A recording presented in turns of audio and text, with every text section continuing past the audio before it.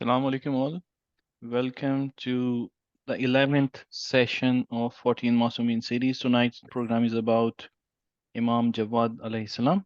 I would like to request Kayan Nazari to please recite Quran to start the program. Please welcome him with a loud salawat.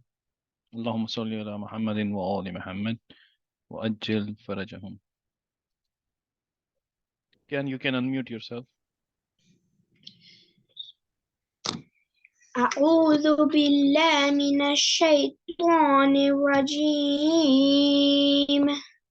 بسم الله الرحمن الرحيم قل هو الله أحد الله الصمد لم يلد ولم يولد ولم يكن له كفوا أحد صدق الله العلي العظيم.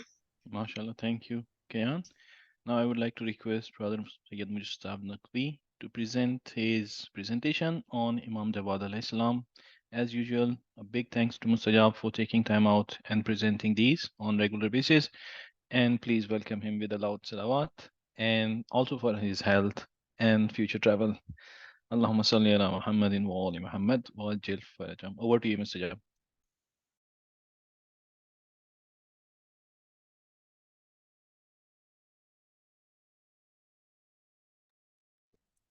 Thank you, Brother Abbas. Assalamu alaikum, everyone. I hope everyone can hear me. Welcome to today's session on Imam Jawad, also known as Imam Taqi in the subcontinent, or Imam Mohammad ibn Musa. We'll be learning few things about the Imam and his life. And there are some things about Imam's life which are different to all of the other Imams. So let's proceed. I've got a bad throat, so I will be stopping and drinking water. So excuse me. So Imam Jawad was born in 995 Hijri. His father was the eighth Imam, Imam Al-Rida. And he was born in the city of Medina. So his brief look into the life of our ninth Imam, Imam Jawad alayhi salam. He was also known as Abu Jafar Athani, which means Abu Jafar II. And his titles are Taqi, Jawad. He was born in the month of Ramadan in 195 Hijri in the city of Medina. His mother was named Sabika, and his mother was actually from the family of the wife of Prophet Muhammad sallallahu alaihi wasallam, and the wife Maria Qutibiyya was her name, and she was the wife of Prophet of Islam. She possessed a high ethical and moral rank and was the best of the women of her time. Her position was so high that Imam Rida would remember her as a woman of purity and virtue. On the day that the father of Imam Jawad passed away, he was approximately 8 years old. So Imam Jawad became Imam at the age of 8 years. Some say he was 7 years old or 6-year-old, but more traditions narrate to 8 years old. So he was basically a boy. According to Islamic texts, some people don't even get baligh or reach puberty at that age. So he was martyred at the age of 25 and he died very young. He was only 25 years old, the youngest Imam before all his precedents. He was buried in the graveyard at Khadmiya, which is next to his grandfather. And we'll be proceeding into the life. So proof of his Imama. Prophet ﷺ, and Prophet actually explained about all of him. I'm only taking the part which is related to the Imam. Abdullah bin Masud regarding the Imam said, from Imam Hussein's progeny, There will be many, and one of them there will be 9. And this one is from Imam Ali Ar-Rida, will be his son Muhammad, and he would be the praised and the purest people in the form, and the best of them in the character. So this was another narration that we have from that when Imam Jawad was 3 years old, he was standing, and when Imam Raza was asked, and one of the companions asked, "May I be sacrificed to you, Imam? If something happened, if God forbid something happened to you, who would be the Imam after you?" And Imam pointed the finger towards his 3-year-old son, Abu Ja'far, also known as Imam Jawad. So when we read a hadith, lot of hadiths are narrated from Abu Ja'far Thani, which means the second Abu Ja'far, which means Imam Jawad or Imam Taqi. While he is still young, he said so we asked the question, while he's still young, would he still be the Imam? And he said, of course, while he's still this young, verily Allah blessed and Most High made Jesus his divine proof. So what he did, the Imam gave a reason. He said, Jesus became a prophet when he was a newborn baby. So Allah created him as his divine proof. So moving on to virtues of Imam Jawad. So there was a time then where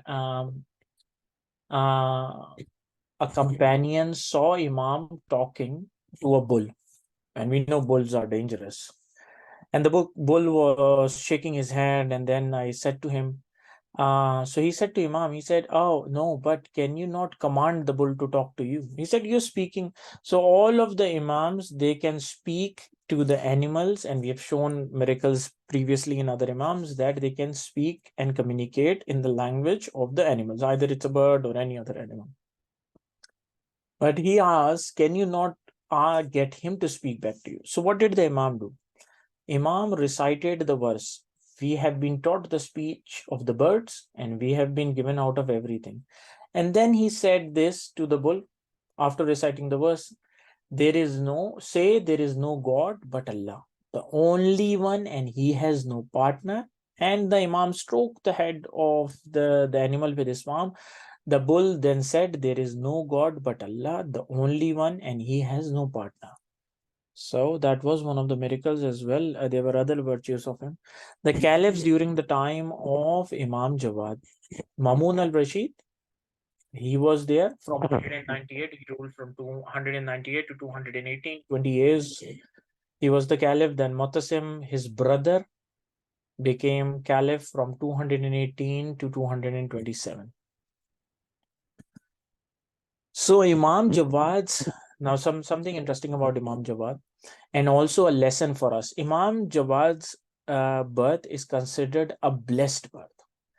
So Abu Yahya Sanai has mentioned that one day I was with Imam Rida when they bought his son Abu Ja'far, who was a child at that time. And the Imam said, for our Shias, there has never been a more blessed birth than his birth.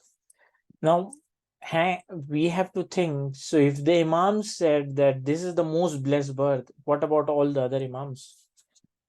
What about their births? So at first, when we look at it and we think, oh, it looks like perplexing. What about the birth of Imam Ali, Imam Hassan, Hussein? Why? Their tradition is that the Imam Jawad's existence actually possessed more blessings than all of the preceding Imams for the Shia. So the blessed birth for the Shias. So, but such an assumption, so we have to be careful when we are making assumptions that, oh, not other Imams were blessed. It was an precedence of the Imam that gave blessing to us. So we can see in the meaning of the history when Imam was pointing that it is a special blessing for the Shias, that was for the time.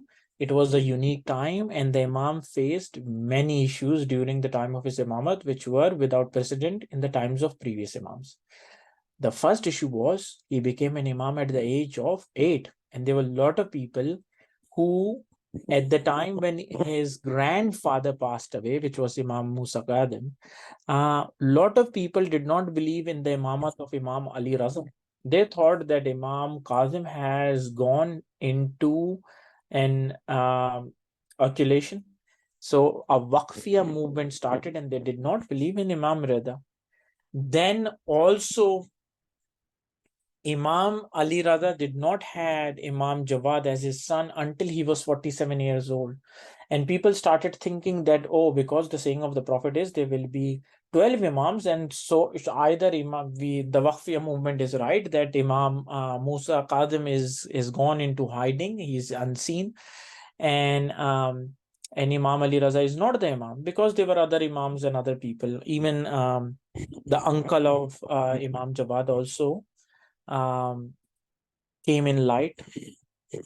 So the young Imam. So we have established that he became young Imam. So he was the first Imam to reach the position of the Imamat in his childhood.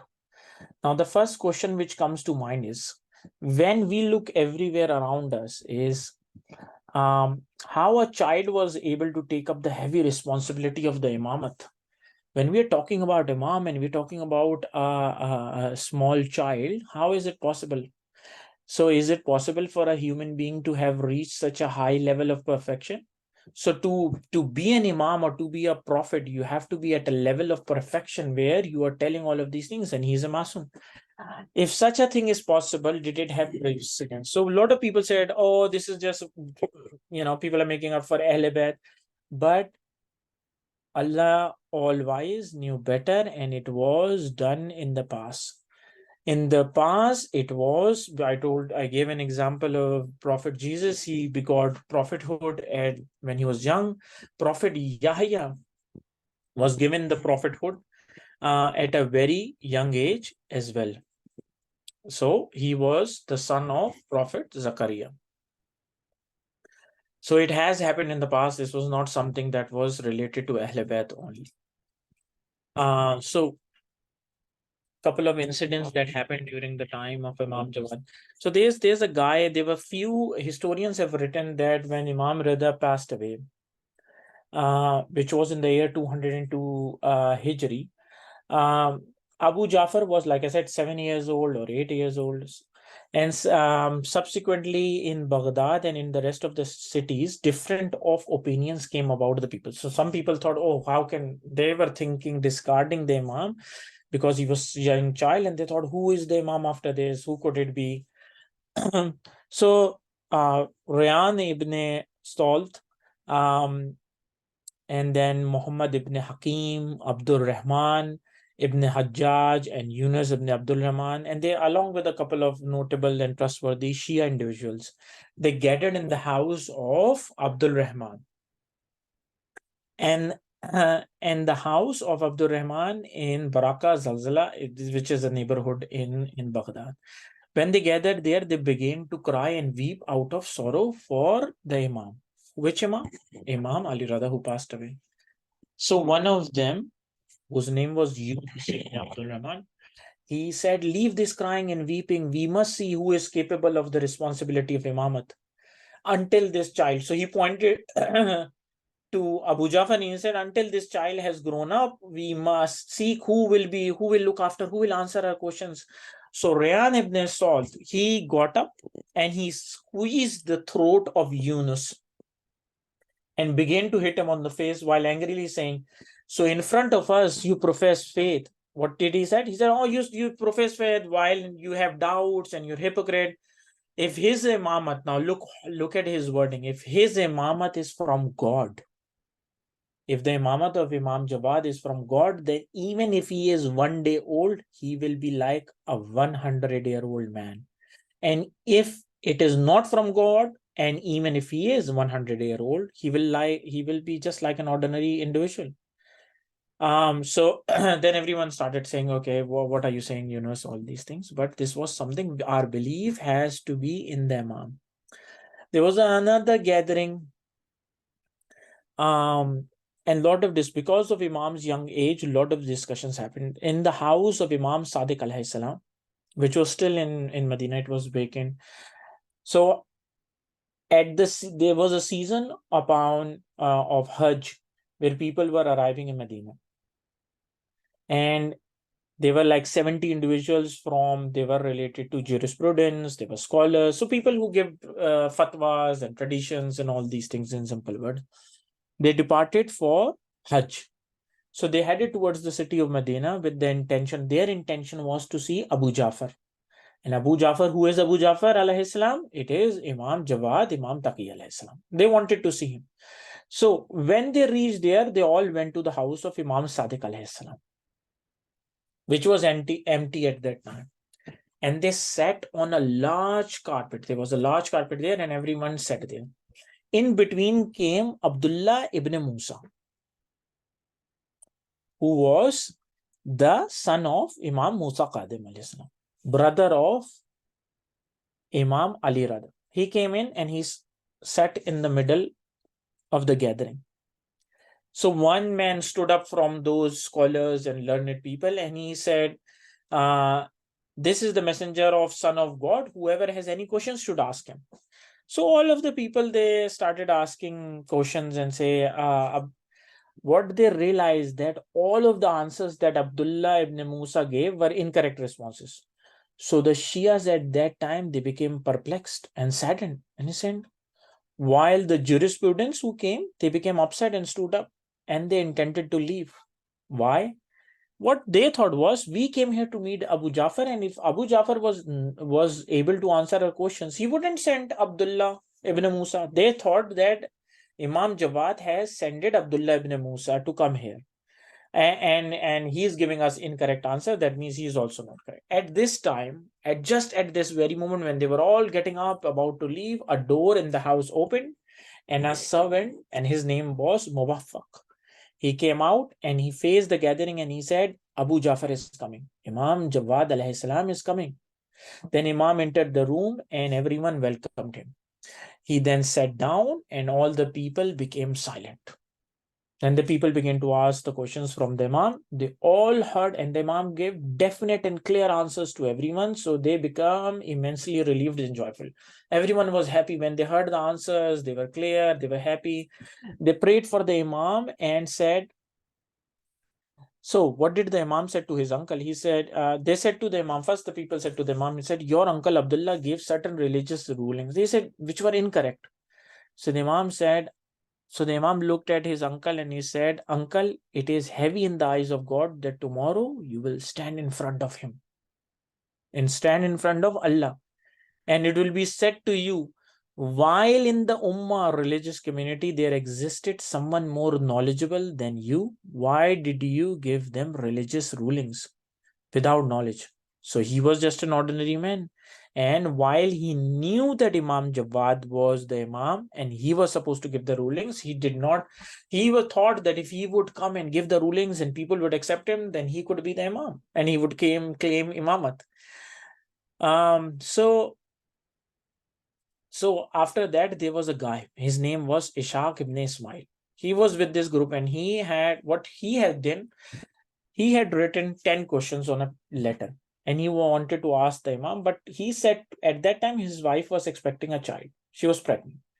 And he said, I said to myself, if the Imam answers all my questions, I will request that he prays for me so that God gives me a son. He said, then I will ask Imam, after I'm satisfied that he is the Imam and his answer that God, then I make a dua for me that Allah gives me a son. So when the people began to ask their questions, and he took the letter and he stood up in order to ask the questions. As soon as the Imam saw him, Imam said, O Isha, give him the name of Ahmad. So Imam instantly showed his knowledge and wisdom. He said, give him a name of Ahmad. That means he knew what he had promised, what he would ask for a dua. And Imam not only told him that he will have a son, he asked him that he should name him Ahmad. So after that, his wife gave birth to a son and he named him Ahmad. So this was the ways that all of the doubts of the people were elevated because Imam was so young. This happened when he was 7-8 years old. Amazing. So couple of other things from the lesson in the life of Imam. So one of them is the ruling and the defeat of the court scholars. So Imam Jawad, because to prove his imamat and other people, he did a lot of debates. and he would also use other means to show intellectual poverty of the government paid scholars, which means the scholars that were appointed by the government, because they used to fabricate things, they used to just give things from, some of them used to use qiyas is, and they used to just think whatever I think this is the answer, let me give this rise.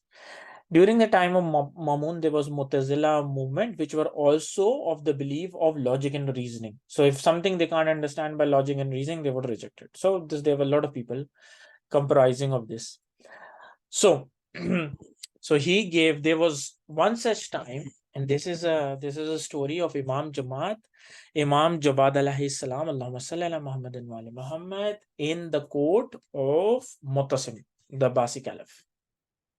Loud salawat, everyone.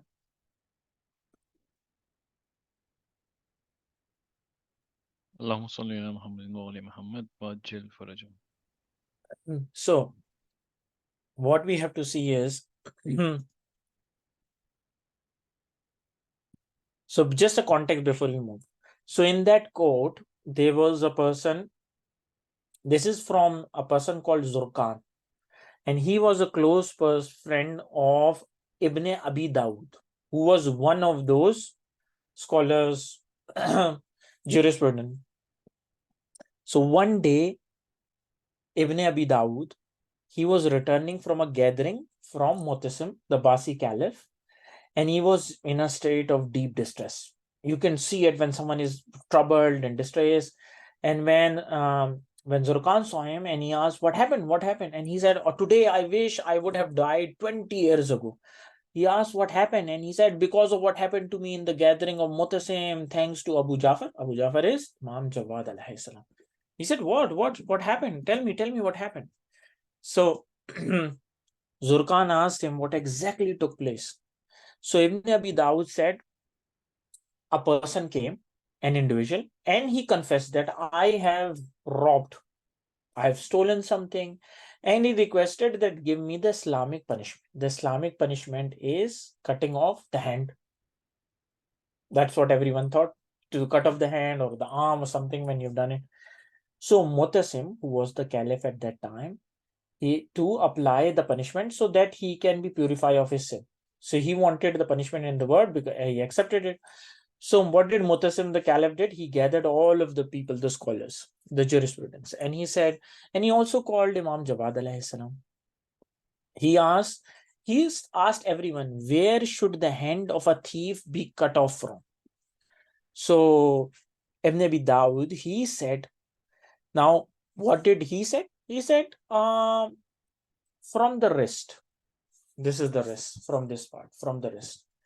And he said, what is your reasoning?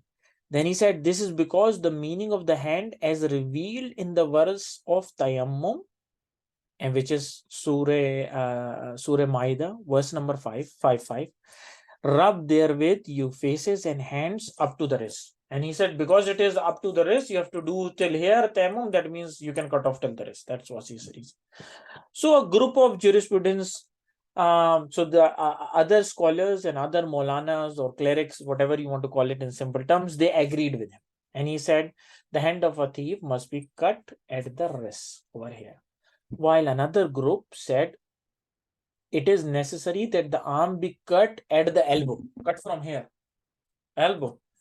When Mu'tasim asked them the reason behind this, they said, what did they say? They said, the meaning of the hand has been explained in the verse of ablution. And he says, where? Wash your faces and hands and arms to the elbow. He said, because till the elbow, so this is our reasoning, so cut the hand from the elbow.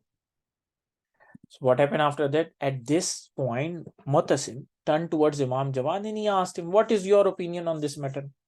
Now Imam Jawad replied, he said, they have already given their opinions, therefore please excuse me. You don't have to ask me. Mu'tasim then insisted, and he then swore an oath to the Imam, and he said, oh, no, you must give an opinion on this. So Imam Jawad said, since you have sworn an oath, I will give my ruling. Both of the opinions mentioned are in error. He said both of them are wrong. In simple terms, they've given wrong reason. For only the fingers of a thief must be cut, and the rest must be left alone. And over here, what did the other people say? The wrist, and someone said the elbow. He said till the wrist and left everything else. So Muhtassim asked the Imam his reasoning behind this. So look at the Imam's reasoning. The Imam, and there's a learning for us who have forgotten this. The Imam said the Prophet of God has asked prostration finds fulfillment. What is prostration? When we do sajda. In simple terms, when we go and sajda, he said that is finds fulfillment is performed with 7 parts. But how is sajda done? It's done with 7 parts of the body. What are the 7 parts of the body? The face, the forehead touches the sajda. The sajdika, if you're putting sajdika or you're on a just a mat. So this is your first part. The 2 palms of the hands, the 2 knees, your knees on your legs, and the 2 feet, which is the 2 big toes, not your entire feet, just the 2 big toes are touching. So whenever we are doing salah, we have to make sure that these 7 parts are touching the ground. Therefore, if the hand of a thief is cut off, he won't be able to do it because he can't touch his 2 hands, the palms of the hands. But if you touch the elbow or you cut from the wrist, he will not be able to perform the prostration. So the God, the Most High, has said, and the places of worship, the 7 parts which prostration is performed with are for Allah alone. He said it is only for Allah alone. So invoke not anyone along with Allah, and that is which is for God is not cut off. So he explained that because this sajda is for God, the prostration is for Allah subhanahu wa ta'ala. Please, this is what we should be doing. So what Muhtassim did was he approved of Imam Jawad's answer. He ordered that the fingers to be cut off. And then what Ibn Abi Dawud said, and thus we were ashamed. Instead of thinking that he learned something, he wanted right or wrong, he just wanted his answer to be accepted. So he said, we were ashamed in the presence of the gathering right there and there, and I wish for death, I wished I would have died. So Imam Jawad's connection with the Shia. Imam Jawad, in spite of all of the limitations he was placed under, still maintained his contact with the Shia through means of various deputies. Now this started, the deputies, representatives started at the time of Imam Jawad. What did Imam Jawad did? He dispatched these representatives throughout the lands controlled by the Abbasis. Wherever the Abbasi government was, through their activities. Help to prevent the breakup and disintegration of the Shia. So Shia can all be united and know the rulings and whatever is required. The Imam gave permission to his supporters to take hold of various influential government positions as well. As-salawat, please. Allahumma salli ala Muhammadin wa ali Muhammad wa ajil farajahum. So a lot of deputies became of Imam actually holded positions. They were in lot of cities where today we see that lot of Alimuddins in the world, they come from these cities such as Sistan, Bost, Ahaz, Hamdan, Ray, Wasit, and Baghdad. And the important positions were given at that time, and they helped. Some of them became governors, and there a lot of examples were there we can read in the history. And through this, the expansion of the influence of Shias during that time period became possible. So few sayings. Now, because Imam Jawad was endured lot of strict, there was always spy looking at it. His Mamun married one of his daughter, al-Fadl, to Imam Jawad. They did not have any kids through al-Fadl, and but they were spying on it. So Imam Jawad only had 110 companions that have narrated only 250 traditions from them. So I've got few traditions for them. He was not able to narrate a lot of traditions that could come to us because of the restrictions in place. So Allah revealed to one of the prophets, your asceticism in this world hastens your comfort, and your devotion to me endears you to me. But did you oppose an enemy of mine for my sake, or did you befriend a friend for me? In short, if we have to oppose someone, has to be an enemy of Allah. And if we are friending someone, that should be, everything should be for the sake of Allah subhanahu wa ta'ala. Okay. Now this is something important. So everyone who goes to Iran, inshallah ta'ala, when you go and visit Imam Ali Rada in Mashhad, it is also very important to visit Qum. For Imam Jawad said, whoever visits the grave of my aunt in Qum, which is the Masumai Qum as we know as, is guaranteed paradise. So if you just go there with sincere heart and visit the grave of the aunt of Imam Jawad, sister of Imam Ali Rada, paradise is guaranteed. Paradise, heaven is guaranteed for you. So easy, see?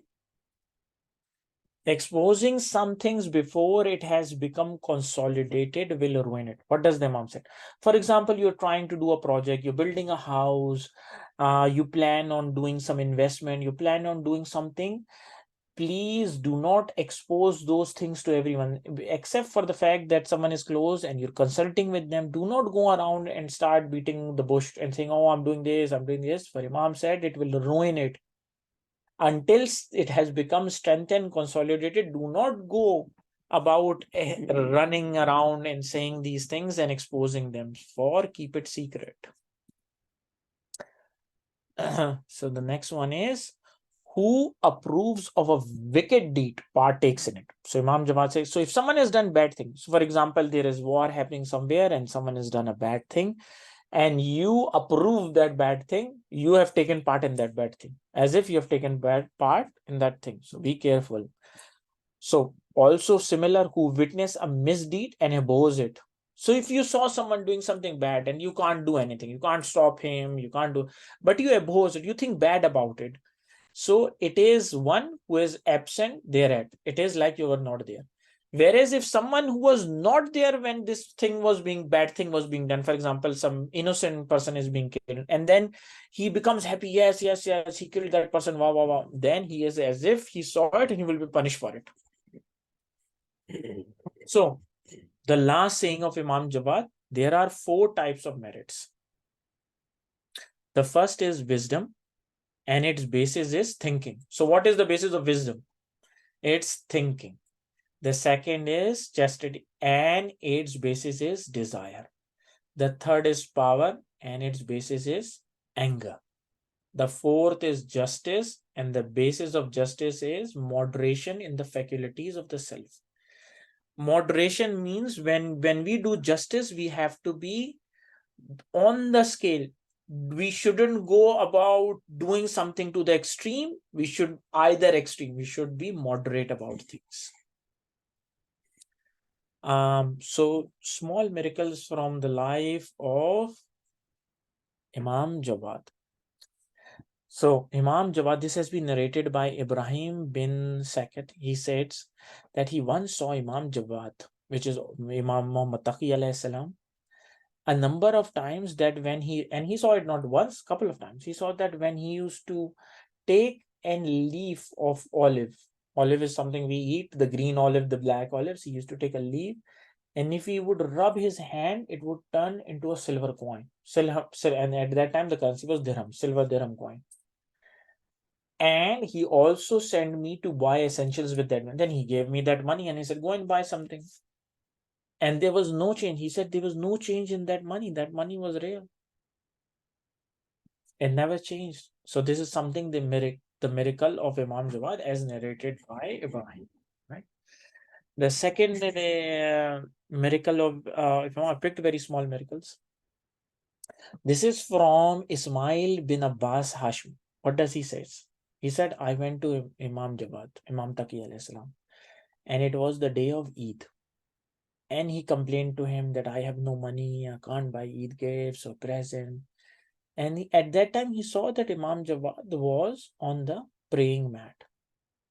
So what did Imam Jawad did? He lifted a corner of the praying mat, and from underneath it, he removed a piece of gold from the ground below, and he gave it to me.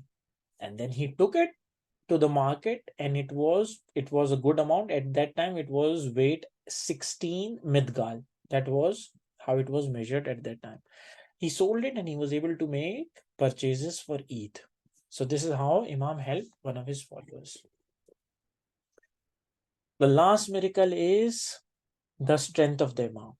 This is from a person called Ammara bin Zaid. He says, once I was in the company of the Imam, and what he saw was, how he's explaining the strength of Imam is that he saw that there was a china plate which is made of china, and he placed it before him, and then the Imam said to Ammara, he said, shall I not show you an extraordinary thing? He said, shall I show you something amazing, something extraordinary which he would have seen? And he said, please do, sir, please do, sir.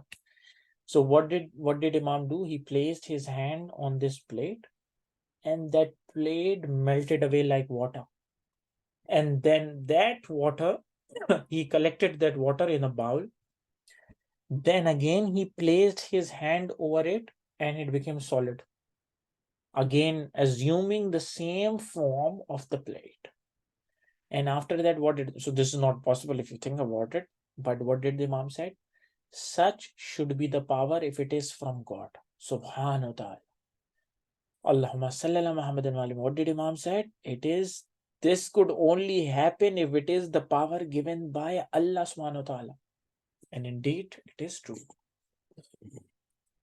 So, Imam Jawad, that was the lifeline of Imam Jawad alayhi salam. He was poisoned in the year 220 Hijri, and this happened after that event. So after that Ibn Abi Dawud, when he came and he was embarrassed, he later went after a few days to Mu'tasim Caliph, and he said to him, he said, you picked the decision of Imam Jawad alayhi salam, Abu Jafar, and now half of the people already considered him to be the legitimate caliph, and after you picking him, it has solidify his position that indeed he is the rightful person to lead.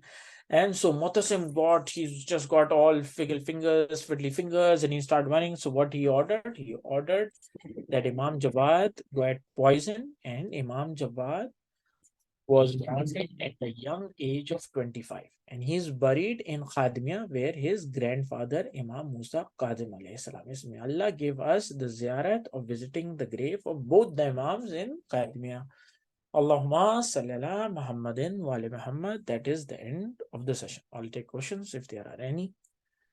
Thank you, Mr. Job. So you can raise hand for the question, and I will ask you to unmute. While in parallel, I need to start the quiz.